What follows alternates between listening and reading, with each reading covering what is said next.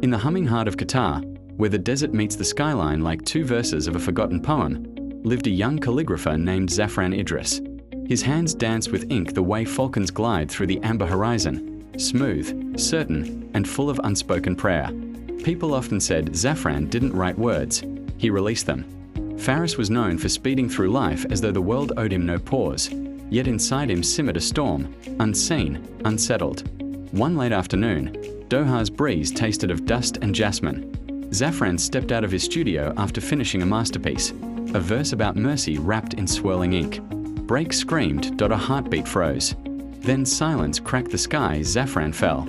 Faris leapt out, trembling, horror hollowing his chest. "Brother, speak to me. Please, please speak."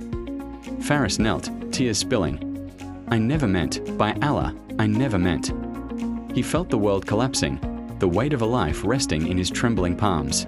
But Zafran reached for his hand and whispered a hadith he had once inked so many times that it lived in his soul.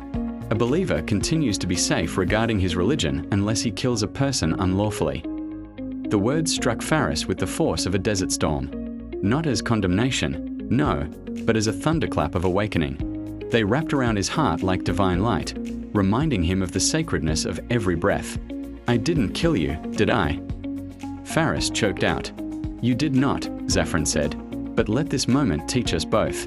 Life is fragile as calligraphy on sand. Each soul is an amanah." In the days that followed, Faris visited Zafran at the hospital every evening. They talked about destiny, about stillness, about the blessing of slowing down long enough to feel the pulse of one's own heart. Faris changed, not in small ways, in ways that echoed. He drove slower, spoke softer, breathed deeper. He apologized to people he had rushed, ignored, or brushed aside.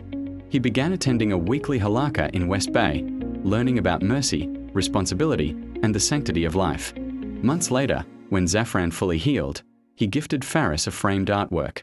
Ink swirled like wind-borne prayers around the hadith that had saved Faris from spiritual ruin. And Faris did, every day afterward, becoming a lantern in the winding streets of Qatar, reminding others that a believer's heart stays safe only when his hands stay gentle.